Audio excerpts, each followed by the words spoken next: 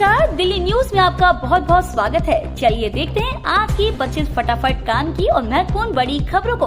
पर इससे पहले वीडियो को लाइक करना बिल्कुल ना भूलें। आप सरकार का बड़ा फैसला, दिल्ली में 15 करोड़ हुआ विधायक फंड। दिल्ली सचिवालय में गुरुवार को हुई कैबिनेट की बैठक में विधायक फंड से जुड़ा एक बड़ा और महत्वपूर्ण फैसला लिया गया है। इस दौरान विधायक फंड को 10 करोड़ रुपए से बढ़ाकर 15 करोड़ रुपए वार्षिक कर दिया गया। इस मौके पर मुख्यमंत्री आतिशी ने कहा, लोकतांत्रिक प्रक्रिया में विधायक फंड एक बहुत ही महत्वपूर्ण योजना होती है, जिसके माध्यम से किसी विधानसभा क्षेत्र के लोग अपने छोटे बड़े विकास कार्य विधायक के जरिए कराते हैं। विधायक फंड जनता के लिए होता है, जिससे वह अपना काम करा सकते हैं। सीएम हाउस सील होने पर बोले संजय सिंह, मुख्यमंत्री आतिशी नहीं, दिल्ली के लोगों का भी अपमान। आम आदमी पार्टी के सांसद संजय सिंह ने दिल्ली के एलजी को घेरा है। संजय सिंह ने कहा कि एलजी ने बीजेपी के इशारे पर मुख्यमंत्री आतिशी का आवास खाली कराया है। संजय सिंह ने यह भी कहा है कि इस तरह से सामान निकालना सीएम आतिशी नहीं बल्कि दिल्ली की जनता का भी अपमान किया गया है। दिल्ली में होगा दुनिया के सबसे ऊंचे रावण का दहन। 40 कलाकारों ने 4 महीने में बनाया 211 फीट का पुतला।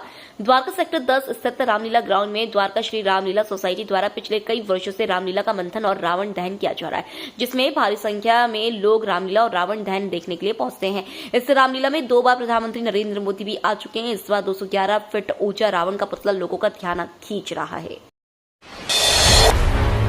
दिल्ली में कृत्रिम बारिश कराने को लेकर गोपाल राय ने केंद्रीय पर्यावरण मंत्री को फिर से लिखा पत्र। राजधानी दिल्ली में प्रदूषण बढ़ने पर कृत्रिम वर्षा कराने की योजना पर अब तक बात नहीं बन पाई है। दिल्ली सरकार में पर्यावरण मंत्री गोपाल राय ने एक बार फिर केंद्रीय पर्यावरण मंत्री को पत्र लिखकर कृत्रिम वर्षा कराने के लिए संबंधित विभागों की बैठक बुलाने का आग्रह किया है। इससे पहले भी वह कई बार पत्र लिख चुके हैं, लेकिन अभी तक बैठक नहीं हुई है। दरअसल कृत्रिम वर्षा करने के लिए कई विभागों में से नो ऑब्जेक्शन सर्टिफिकेट लेना होता है। दिल्ली के महाराजा सूरजमल इंस्टीट्यूट में फायर सेफ्टी नहीं, रद्द हो गई एनओसी। फायर विभाग ने जनकपुर स्थित महाराजा सूरजमल इंस्टीट्यूट एनओसी रद्द कर दी है। फायर विभाग ने इंस्टीट्यूट के खिलाफ एक्शन लेने के लिए एमसीडी के बिल्डिंग विभाग के पास सूचना भेजी है। इससे इंस्टीट्यूट में पढ़ने वाले लगभग 5000 बच्चों के लिए खतरा पैदा हो गया है, क्योंकि इंस्टीट्यूट में लगा फायर सिस्टम पूरी तरह से ठप पड़ा हुआ है। दिल्ली में 6 साल में 4,04,000 से अधिक आवारा कुत्तों की हुई नसबंदी। दिल्ली में स्ट्रीट डॉग की बढ़ती संख्या बड़ी समस्या है। इनके बढ़ने पर दिल्ली में डॉग बाइट के मामलों में भी तेजी से बढ़ेंगे। हालात की गंभीरता को देखते हुए एमसीडी के पशु विभाग द्वारा स्ट्रीट डॉग की संख्या कंट्रोल करने के लिए तेजी से काम करना शुरू कर दिया है। पशु विभाग के आंकड़ों पर गौर किया जाए तो पिछले 6 साल में 4,40,799 स्ट्रीट डॉग की नसबंदी की जा चुकी है। इस साल अप्रैल 2024 से लेकर अगस्त 2024 तक 58,451 स्ट्रीट डॉग की नसबंदी की जा चुकी है। दिल्ली में फिर पकड़ा गया ड्रग्स, 2000 करोड़ की 200 किलो कोकीन बरामद। पुलिस स्पेशल सेल ने दिल्ली के रमेश नगर से 200 किलोग्राम कोकीन जब्त की, जिसकी अंतर्राष्ट्रीय बाजार में कीमत लगभग 2000 करोड़ रुपए है। इससे कुछ ही दिन पहले दिल्ली पुलिस ने 5600 करोड़ रुपए से भी अधिक कीमत का कोकीन और अन्य नशीला पदार्थ बरामद किया था। बता दें कि अक्टूबर माह में दिल्ली में कोकीन बरामदगी की यह दूसरी बड़ी खेप है। इस माह अब तक दिल्ली में 760 किलो से अधिक कोकीन बरामद की जा चुकी है। डीयू के अब 3 कॉलेज में शुरू होंगे विदेशी भाषा के कोर्स। दिल्ली विश्वविद्यालय के 3 कॉलेज पूर्वी एशियाई भाषाओं में एडवांस डिप्लोमा और सर्टिफिकेट कोर्स शुरू करने जा रहे हैं। रामजस कॉलेज, हंसराज कॉलेज और रामलाल आनंद कॉलेज ने नए पाठ्यक्रम शुरू करने के लिए विश्वविद्यालय की अकादमिक परिषद को एक नीति प्रस्ताव प्रस्तुत किया है। करोड़ों की ठगी केस में फंसी रिया चक्रवर्ती, फिर नोटिस भेजेगी police. High box mobile app के जरिए खरीदारी करने के मामले में अभिनेत्री रिया चक्रवर्ती और यूट्यूबर अलविश यादव समेत 8 लोगों पर दिल्ली पुलिस ने शिकंजा कसना शुरू कर दिया है।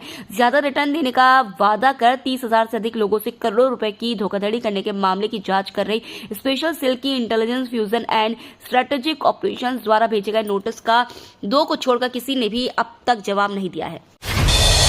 आसियान भारत शिखर सम्मेलन में हिस्सा लेने के लिए पीएम मोदी लाओस के लिए रवाना।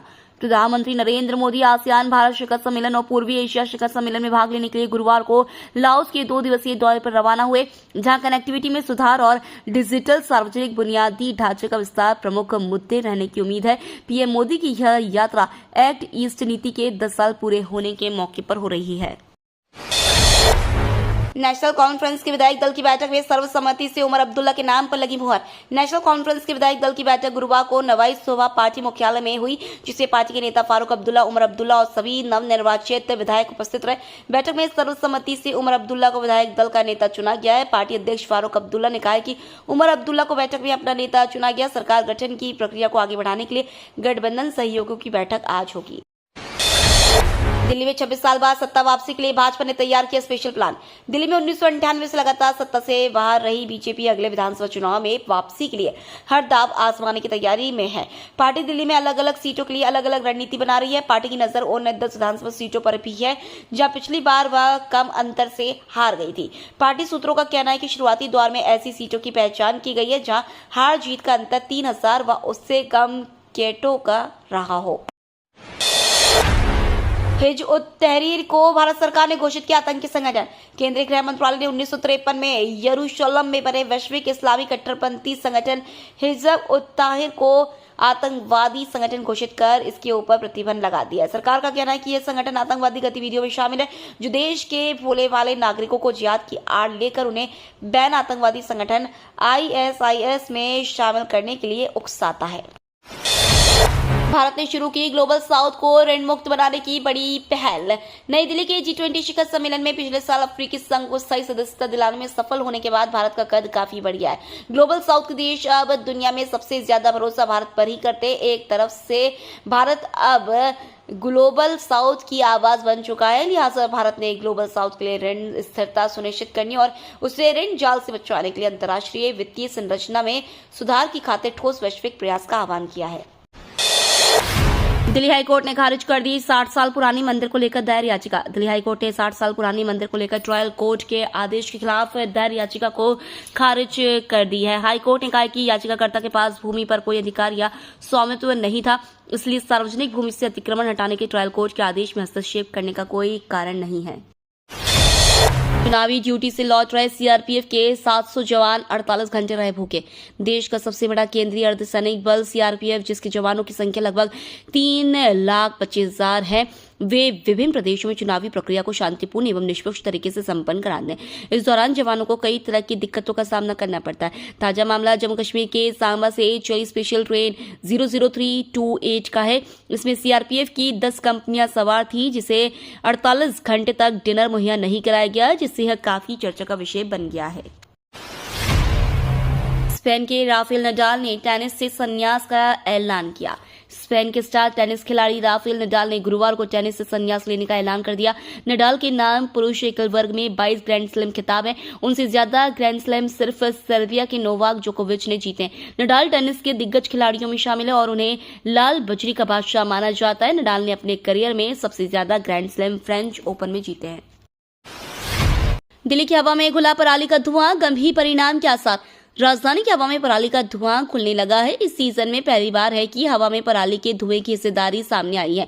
उत्तर पश्चिमी दिशा से चलने वाली हवा पराली के धुएं को दिल्ली की तरफ धकेल रही है। भारतीय उष्णकटिबंधीय मौसम विज्ञान संस्थान के मुताबिक बृहस्पतिवार को उत्तर भारत में 307 जगहों पर पराली जली। इसमें पंजाब की 33 जगह शामिल है। सबसे ज्यादा तरनतारन जिले में 15 जगहों पर पराली जलाई गई। इससे दिल्ली के प्रदूषण में पराली के धुएं की हिस्सेदारी 0.771% रही। रतन टाटा के अंतिम दर्शन करने उमड़ा जन सैलाब। देश के सबसे बड़े उद्योगपति रतन टाटा का बुधवार रात को मुंबई के ब्रीच कैंडी अस्पताल में निधन हो गया। अपने कौशल के जरिए टाटा समूह को बुलंदियों पर ले जाने वाले रतन टाटा के निधन से देश भर में शोक की लहर है। सादगी, विनम्रता और परोपकार के गुण से उन्होंने सभी के दिल पर अमिट छाप छोड़ी। निधन के बाद NCPA ग्राउंड में उनके पार्थिव शरीर को अंतिम दर्शन के लिए रखा गया। यहाँ उनके अंतिम दर्शन के लिए सैलाब उमड़ पड़ा। उद्योग, फिल्म, राजनीति से लेकर कई केंद्रीय मंत्री, राज्यपाल और मुख्यमंत्री रतन टाटा को आखिरी विदाई देने पहुंचे। भारत के विरोध के बाद ब्रिटेन ने नगा इंसानी खोपड़ी की नीलामी प्रक्रिया को किया रद्द।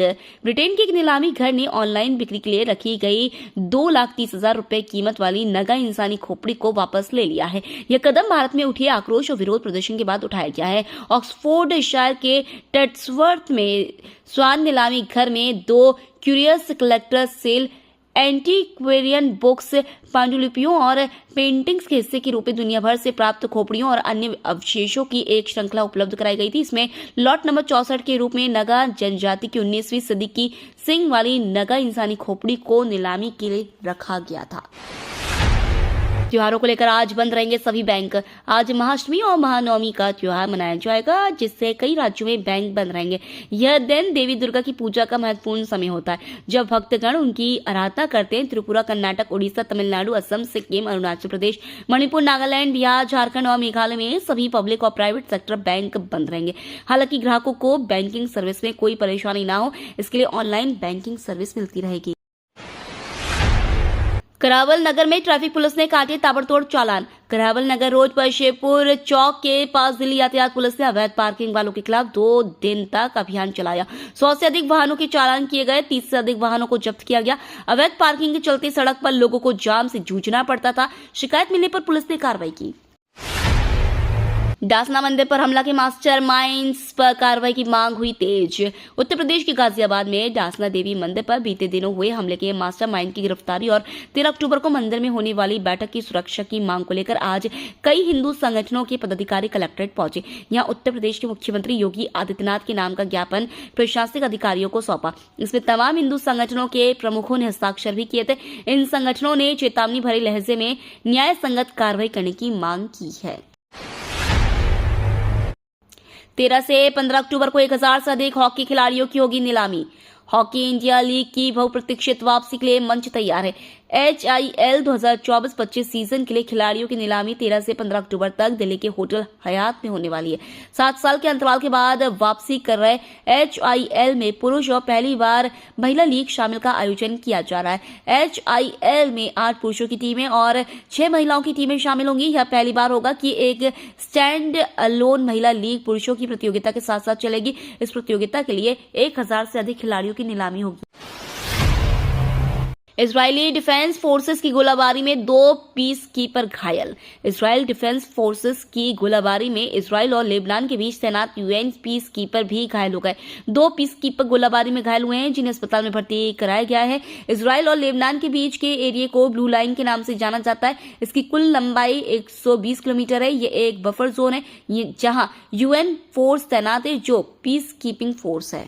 ये तो थी आज की बड़ी खबरें। रोजाना ऐसी सबसे पहले अपडेट पाने के लिए चैनल को सब्सक्राइब करना बिल्कुल ना भूलें।